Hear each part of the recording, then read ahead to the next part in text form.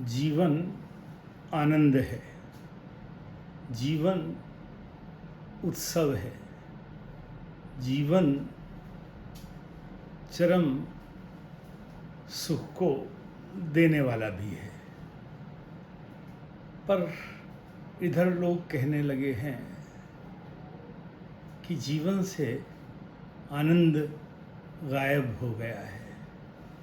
जीवन में तमाम सारी बाधाएं आने लगी हैं और ये बाधाएं यहाँ तक आने लगी हैं कि जीवन का जो आनंद स्वरूप है वह तिरोहित ही नहीं होने लगा है, बल्कि गायब सा दिख रहा है, क्योंकि हम स्वयं से निरंतर दूर होते जा रहे हैं। जबकि हमारी परंपरा कहती है परमानंद स्वरूपो हम, मैं परम आनंद रूपी हूँ, आनंद के सागर में स्नान करता हूँ। आनंद ही जीवन में जैसे जैसे भरता है वैसे वैसे जीवन सार्थक होता है। और जब जीवनानंद से आप भरे होते हैं तो आप निश्चित रूप से बढ़ रहे होते हैं, समृद्ध होते रहे।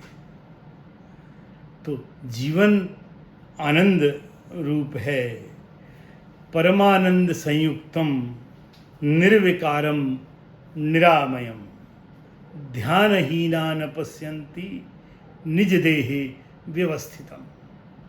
तो जो जीवन का आनंद है वो परम आनंद के रूप में है और निर्विकार है। वो आनंद कैसा है कि उसमें किसी भी प्रकार का विकार नहीं, अर्थात सभी प्रकार के विकारों से वह रहित है। तो ऐसे निर्विकार सागर में स्नान आपके भीतर निर्विकारता को भरता है और फिर बड़ी से बड़ी बाधाएं आपके जीवन से गायब हो जाती हैं। और इसका एकमात्र तरीका है जो इस श्लोक में कहा गया कि परमानंद संयुक्तम निर्विकारम निरामयम।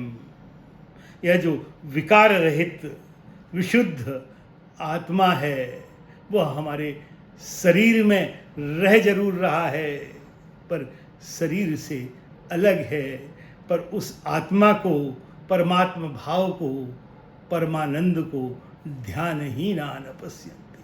हम स्वयं को नहीं देख रहे हैं, इसलिए हम परमात्मा को भी नहीं देख पा रहे हैं। तो हम केवल देह बुद्धि से अगर रहेंगे तो फिर हम उस आनंद में अवगाहन, आनंद के सागर में, आनंद के समुद्र में, आनंद के पारावार में हम कभी अवगाहन नहीं कर सकेंगे।